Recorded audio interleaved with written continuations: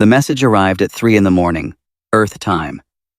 Admiral Gino Park was sleeping in his quarters aboard the flagship Horizon's Edge when the alert woke him. He read the transmission twice before he believed it. The Galactic Council had summoned humanity to answer for its existence.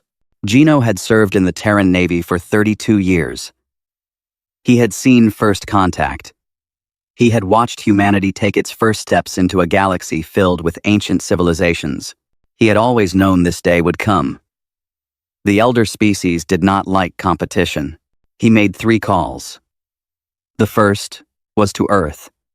The second was to Ambassador Una Beck. The third was to his wife, to tell her he loved her. Una Beck received the news while eating breakfast in her apartment on Luna Station.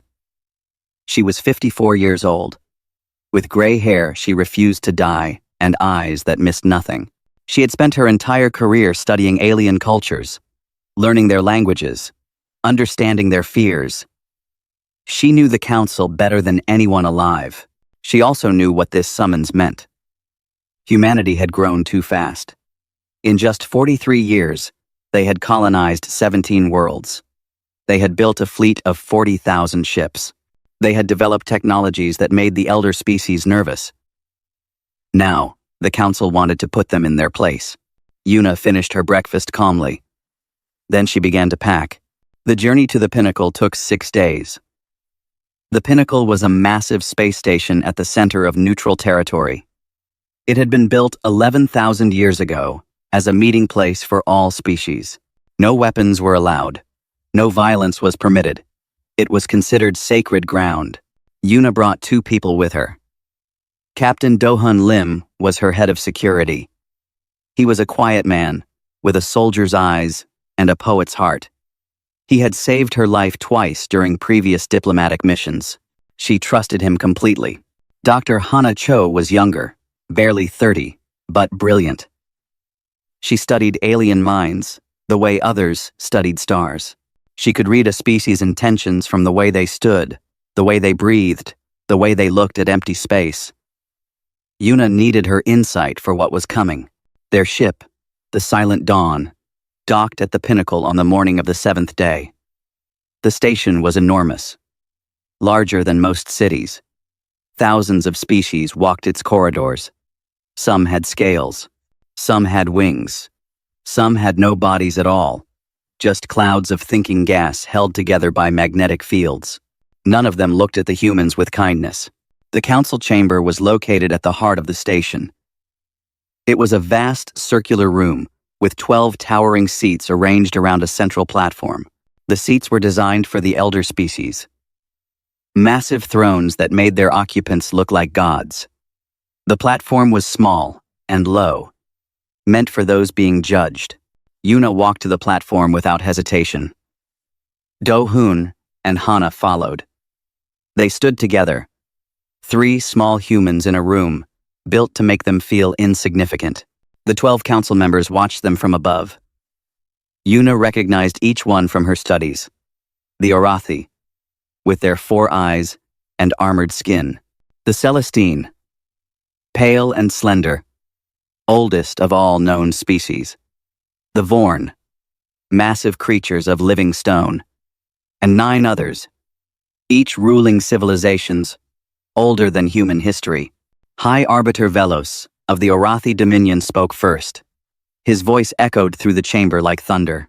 Humanity, you stand before this council to receive our judgment. Una said nothing. She simply waited. Velos continued. For 43 years, we have watched your species spread across the galaxy. You breed like insects. You consume resources without thought. You develop weapons that threaten the peace of civilizations far greater than your own. He leaned forward, his 4 eyes fixed on Una. This cannot continue. One of the Celestine elders spoke next. His voice was softer but no less cold. The council has deliberated. We have decided to offer humanity a choice. You may accept our terms and survive, or you may refuse and face the consequences. Una felt Hana tense beside her. Do-hun's hand moved slightly toward his side, where a weapon would normally be. But there were no weapons here. They were alone. What terms? Yuna asked. Her voice was calm, almost pleasant. Velos smiled. It was not a kind smile. Humanity will surrender 60% of all resource production to the Council. You will grant mining rights to 3 of your colonized worlds. These worlds will be chosen by us, and you will provide 1 million of your citizens each year to serve as labor contributions to elder civilizations. The chamber was silent. Yuna could hear her own heartbeat. In exchange, Velos continued, the Council will allow humanity to continue existing within galactic space. You will be protected from external threats. You will be permitted to maintain a small defensive fleet. You will survive. He spread his forearms wide, as if offering a gift. This is more than generous.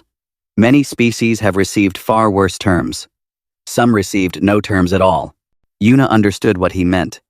Some species had simply been erased, wiped from existence because they grew too fast or asked too many questions. The galaxy was full of empty worlds that had once held thriving civilizations. She looked at the 12 council members, one by one. She saw their arrogance. She saw their contempt. She saw their absolute certainty that humanity would do as it was told. Then she smiled. We appreciate the Council's consideration, she said. Humanity would like 72 hours to consult with our people before giving our response. Velos frowned. He had expected tears. He had expected begging. He had not expected this small, gray-haired woman to smile at him, as if she knew something he did not. 72 hours, he agreed. But know this, human. The Council does not negotiate. These terms are final. You will accept them, or you will face consequences beyond your imagination. Yuna bowed slightly. We understand completely. She turned and walked out of the chamber, Do-hun and Hana beside her. None of the council members saw the look in her eyes. None of them understood what they had just done. They had given humanity time to prepare. The silent dawn left the pinnacle within the hour. Yuna did not speak during the journey back. She sat in her quarters, staring at the stars through her window, thinking about what needed to be done. Do-hun brought her tea.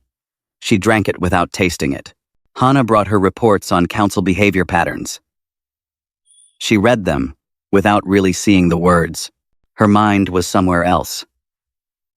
It was on Earth, where billions of people were about to learn that the galaxy wanted to enslave them. It was on the 17 colony worlds, where families had built new lives among strange stars. It was on the future, which suddenly looked very different than anyone had planned. The transmission to Earth was sent the moment they were clear of the Pinnacle's monitoring range. Encrypted on 17 different frequencies, bounced through a dozen relay stations, it reached the United Terran Congress in less than 4 hours. The response was immediate. Emergency session. All representatives required. No exceptions. Yuna watched the debate from her ship, her face lit by the blue glow of the communication screen. The Congress chamber was packed. 700 representatives from every nation and colony, all shouting at once. Some wanted to accept the terms. Representative Minho from the Korean Federation spoke passionately about survival. We are children in a galaxy of giants, he said. We cannot fight them. We must bow our heads and wait for better days. Others wanted to negotiate. Representative Unji from the European Alliance suggested offering 20% of resources instead of 60. Perhaps they will bargain, she said. Perhaps we can find middle ground. Quote, but most of the representatives simply looked lost. They had never faced anything like this. For 43 years, humanity had been careful. They had smiled at the elder species. They had asked permission before colonizing new worlds. They had done everything right. And still, the council wanted to take everything from them. Then General Taewon Shin stood up. Taewon was 70 years old, but he moved like a man half his age. He had white hair cut short and scars on his hands from battles most people had forgotten. He was the commander of Terran Defense Forces, and when he spoke, everyone listened. I have something to show you, he said. The chamber fell silent. Taewon pressed a button, and a holographic display appeared above the central floor. It showed schematics, weapons designs, ship blueprints. Things no one in the Congress had ever seen. "This is Project Ember," Taewon said. "It has been classified for 31 years. Only 12 people knew it existed. Now, you all know." The representative stared at the display. Yuna, watching from her ship, leaned closer to her screen. 31 years ago, Taewon continued, a probe attacked our first colony ship near Alpha Centauri. It killed 47 colonists before we destroyed it. We never discovered who sent it. But we kept the wreckage. He gestured at the blueprints. For 3 decades, our best scientists have studied that probe. They have learned things the galaxy does not know. We understand. Shield penetration technology, quantum disruption weapons. And this, a new image appeared. It was a warhead, small and sleek. We call it the Ember. It can ignite the core of a star, turn it into a supernova, destroy everything within 3 light years. The chamber erupted. Representatives shouted questions, demanded explanations, called for investigations. Taewon waited until they quieted down. "We built these weapons because we knew this day would come," he said. "We hoped it would not. We prayed it would not. But we prepared anyway, because humanity has learned one lesson above all others." He looked directly at the camera, as if speaking to Yuna personally. "Trust no one. Prepare for everything." Director Sora Kang spoke next. She was the head of Terran intelligence, a woman who knew secrets that would terrify most people. She was small and soft-spoken, but her words carried weight. "The Council is not unified," she said. "Our agents have been gathering information for decades. At least 3 of the 12 species were forced to join the Council against their will. They remain only because they fear destruction. 2 others have expressed sympathy for younger species in private communications. The Celestine Elder Morath has openly questioned Council policies in closed sessions." She pulled up more data. "The demand presented to Ambassador Bake is not unanimous. It was pushed through by High Arbiter Velos and his allies. They fear humanity's growth. They want to crush us before we become a threat, but they do not have full support." Yuna processed this information quickly. If the Council was divided, there was opportunity, but she needed more. Hana, sitting beside her on the Silent Dawn, provided it. "I have analyzed Council behavior during the summons," Hana said over the communication channel. "They expect us to surrender. Every species before us has surrendered. They have no contingency for defiance. They have no plan for a species that says no." She looked at Yuna with something like wonder in her eyes. "They are afraid of us. They just do not know it yet." Yuna sat in silence for a long moment. The Congress was waiting. Earth was waiting. 17 billion humans across the galaxy were waiting for her decision. She thought about her grandfather, who had survived the Korean War as a child. He used to tell her stories about standing up to impossible odds, about finding strength when everything seemed lost, about the human spirit that refused to break. She thought about her daughter, who was expecting her first child in 3 months. A grandchild who deserved to be born free. She thought about the council members looking down at her from their towering thrones, so certain of their power, so blind to what stood before them. Then, she made her decision. "We will not negotiate," she said. "We will not surrender. We will not bow." She stood up, facing the camera. "We are going to make them understand what it means to threaten humanity, and we are going to change this galaxy forever." The Congress erupted in cheers. Some representatives wept. Others embraced their neighbors. For the first time in 43 years, humanity was done being afraid. Yuna turned off the communication screen and looked out at the stars. "Get me everything we have on Council defensive positions," she told Dohun, "and tell General Shin to prepare for war." 72 hours passed like a heartbeat. On Earth, factories that had been sleeping for decades woke up. Ships were fueled. Soldiers were called to duty. Families held each other close and whispered prayers to gods both old and new. In space, something even more remarkable happened. 37 stealth vessels, each no larger than a shuttle, slipped away from hidden bases scattered across human territory. They moved without making a sound, without leaving a trace. They had been waiting for this moment since the day they were built. Their destination was every major homeworld of the Council species. Their cargo was the Ember warheads General Taiwan had revealed to the Congress. Their mission was simple: wait, watch, and be ready. Yuna returned to the pinnacle exactly on time. Her ship docked at the same port. She walked the same corridors. But everything was different now.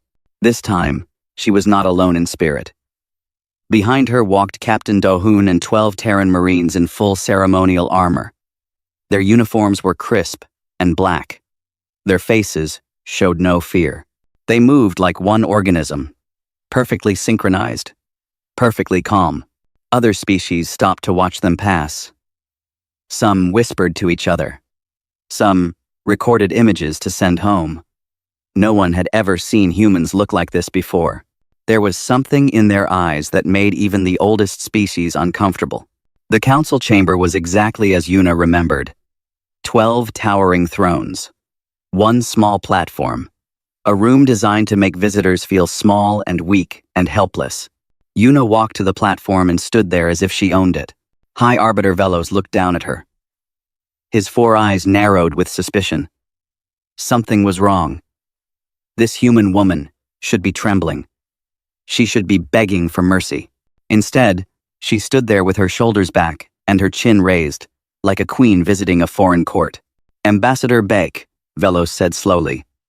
You have returned. Has humanity accepted the terms offered by this council? Yuna let the silence stretch for 3 heartbeats. Then, she spoke. Humanity has reviewed your proposal carefully. We discussed it with our people. We considered every option. She paused. We find your terms unacceptable. The chamber went completely still. For a moment, no one moved. No one breathed. Velos stared at her, as if she had grown a second head. You are refusing the Galactic Council? He asked. No, Yuna replied. We are making a counter-offer. She pulled a datapad from her pocket and began to read aloud. Her voice was clear and steady, reaching every corner of the massive chamber. First, the Galactic Council will issue a formal apology to humanity for the threats implied in this summons.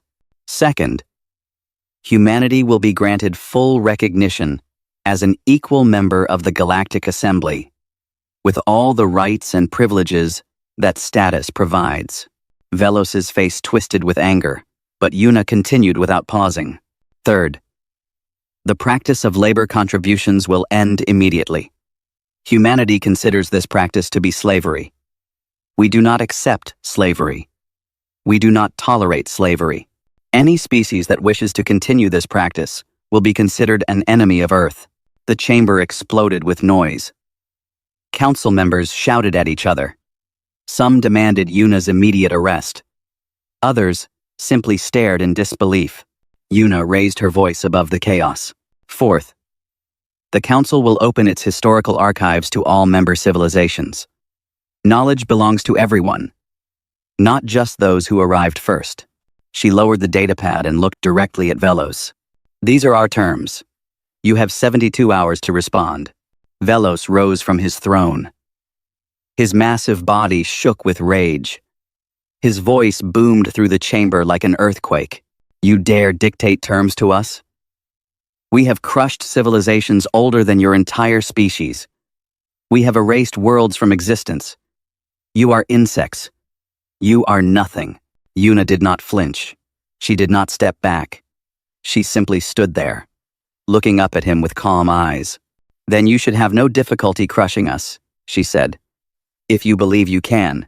She turned to Captain Do-hoon and nodded.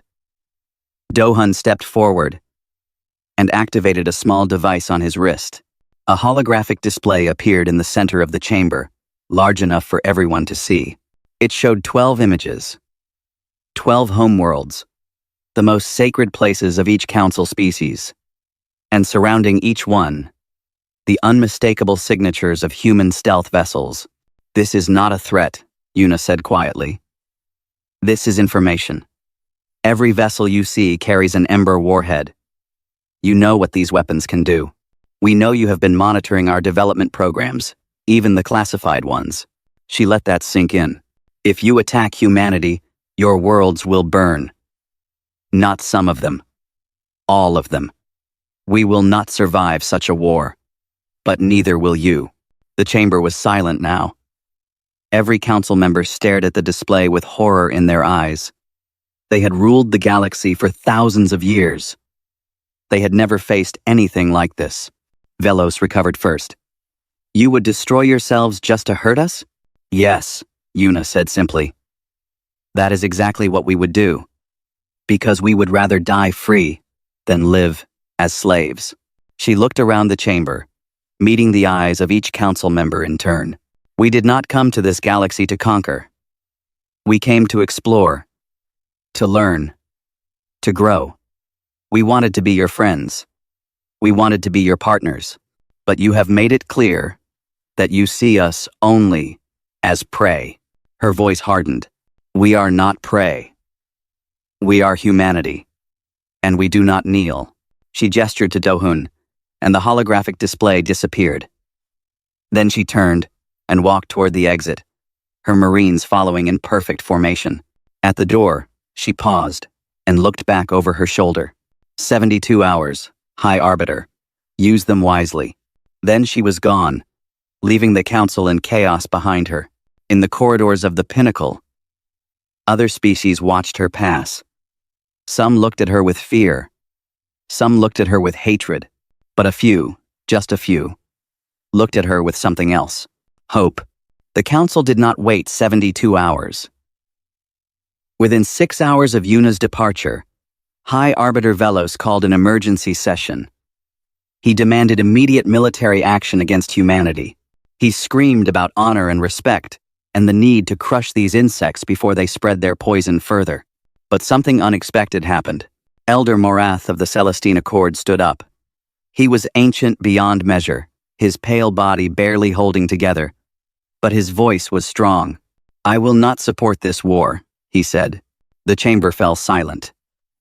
No one had opposed Velos openly in 1,000 years. "Humanity has done nothing wrong," Morath continued. "They colonized empty worlds. They built their fleet for defense. They developed their weapons in secret because they feared us. And now we see their fear was justified." He looked at Velos with contempt. "You created this crisis. You pushed them into a corner, and now you are surprised that they bite?" Velos snarled. "They threaten our homeworlds because you threatened theirs first." The argument lasted for hours. When it ended, something that had not happened in 11,000 years occurred. The Galactic Council fractured. Velos and 3 other species stormed out, declaring that they would handle the human problem themselves. The Arathi Dominion would lead the attack. Their allies would follow. But 8 species remained. They did not support humanity, not yet. But they refused to join the war. For now, they would watch and wait. The news spread across the galaxy like fire. The mighty council had split. The humans had broken something that had stood for millennia. Velos did not care. He was too angry to care. Within 3 days, he had assembled a war fleet unlike anything the galaxy had seen in centuries. 90,000 ships, each one capable of destroying a planet. They gathered at the edge of Arathi space and prepared to move toward Earth. On the human side, General Taewan Shin took command. He established his headquarters on the orbital fortress Iron Veil, a massive station hidden in the asteroid belt near Neptune. From there, he could coordinate the entire defense. 40,000 ships. That was all humanity had. Less than half of what the enemy was bringing. Every military analyst in the galaxy predicted complete human defeat within days. Taewan looked at those numbers and smiled. "Numbers are not everything," he told his officers. "We have something they do not have. "What is that, sir?" one young captain asked. "Something worth fighting for." The Orathi fleet arrived at the edge of the Sol system on a cold morning in February. They dropped out of faster-than-light travel near Neptune and immediately began broadcasting demands for surrender. Humanity. Velos's voice echoed across every frequency. "You have 1 hour to lay down your arms. Your leaders will be executed. Your population will be divided among the council species. Your worlds will be stripped of resources. This is your only chance for mercy." The human fleet was waiting for them. 40,000 ships arranged in defensive formations around Neptune and its moons. They looked tiny compared to the Orathi armada. General Taewan opened a channel that every ship in both fleets could hear. "This is General Shin of the Terran Defense Forces. Your terms are rejected." Then he did something that confused the Orathi completely. He ordered his fleet to broadcast music. Old Earth war songs from a dozen cultures, Korean battle hymns, American marches, African drums, Russian choirs. The sound of humanity facing death and refusing to look away. Velos ordered the attack. What followed would be known as the Battle of Neptune's Gate. It lasted 14 hours. It was the bloodiest battle in galactic history. The Orathi expected to overwhelm the humans with numbers. They expected the small human ships to scatter and run. They expected fear. Instead, they found something else. Human ships did not retreat. When their shields failed, they kept fighting. When their weapons ran out of ammunition, they rammed enemy vessels. When their engines died, they aimed themselves at the largest target they could find and detonated their reactors. Captain Mina Yoon of the destroyer Starfall lost both her arms when her bridge was destroyed. She kept giving orders through her neural link until her ship crashed into an Orathi carrier, killing thousands of enemy soldiers. Lieutenant Junho Kang was 19 years old. When his fighter was disabled, he ejected and used his suit's thrusters to guide himself into the engine intake of an enemy battleship. His last transmission was a single word: goodbye. Pilot Somi Park flew for 11 hours straight without rest. She destroyed 47 enemy fighters before her ship finally failed. Rescue teams found her 3 days later, drifting in the wreckage, alive but barely conscious. Her first words were, "Did we win?" The Orathi had never seen anything like it. They had conquered hundreds of species. They had fought wars beyond counting. But they had never faced an enemy that simply refused to die. By the 10th hour, the Orathi had lost 40,000 ships.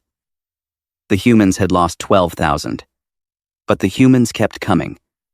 They attacked with broken vessels and wounded crews. They attacked with nothing but rage and desperate hope. By the 14th hour, it was over. The Orathi fleet broke. 62,000 ships destroyed or disabled. The survivors retreated in chaos, leaving the battlefield to the humans. Humanity had lost 18,000 ships. Millions of soldiers were dead. The victory had cost everything they had, but they had won. General Taewan stood on the observation deck of Iron Veil and watched the enemy flee. Tears ran down his old face, but he did not wipe them away. "Send word to Earth," he said quietly. "Tell them the gate is closed. Tell them humanity still stands." Across the galaxy, species that had lived in fear for thousands of years heard the news. The Orathi had been defeated. The mighty council had failed, and somewhere in the darkness, hope began to grow. The news of Neptune's Gate spread across the galaxy faster than light itself. Every species, every world, every civilization heard the impossible story. The humans had won. The youngest species in the galaxy had defeated one of the oldest. At first, no one believed it. The Orathi had ruled their corner of space for 6 million years. They had destroyed civilizations beyond counting. They did not lose wars, but the evidence was undeniable. Recordings of the battle showed human ships ramming enemy vessels. Audio files captured the music that the humans had played as they fought. Images showed the wreckage of 62,000 Orathi ships, drifting in the void near Neptune. And slowly, something began to change. On distant worlds, species that had lived under council control for thousands of years began to whisper. If the humans could stand against the Orathi, perhaps others could too. Perhaps the council was not as powerful as everyone believed. Perhaps freedom was possible. Elder Morath was the first to act. Within a week of the battle, he announced that the Celestine Accord was leaving the Galactic Council permanently. They would no longer follow rules made by tyrants. They would no longer support slavery and oppression. 2 other species followed within days. Then 3 more. Then 5 more. The council that had ruled the galaxy for 11,000 years was collapsing. Ambassador Una Bake returned to the pinnacle 1 month after the battle. This time, she came not as a supplicant, but as an equal. She walked through the corridors with her head held high, and other species stepped aside to let her pass. She met with Elder Morath in a private chamber. He was dying, she could see. His ancient body was finally giving out after millions of years, but his eyes were bright with something she had never seen in an alien before. Joy. You have done what we could not, Morath said. For so long, we accepted the Council's rule because we saw no alternative. We believed resistance was impossible. You have shown us we were wrong. Una shook her head. We did not do this alone. You spoke against Velos when it mattered. You refused to support the war. Without you, we might not have survived. Morath smiled. Perhaps. But it was your fire that lit the spark. Humanity has given the galaxy something it has not had in a very long time. What is that? Hope. Together, they began to build something new. They called it the Accord of Free Worlds. It would be a union of equals, where no species ruled over another, where knowledge was shared freely, where slavery was forbidden. 17 species joined in the first year. By the end of the second year, that number had grown to 43. But High Arbiter Velos was not finished. His power was broken. His fleet was destroyed. His allies had abandoned him. But his hatred still burned.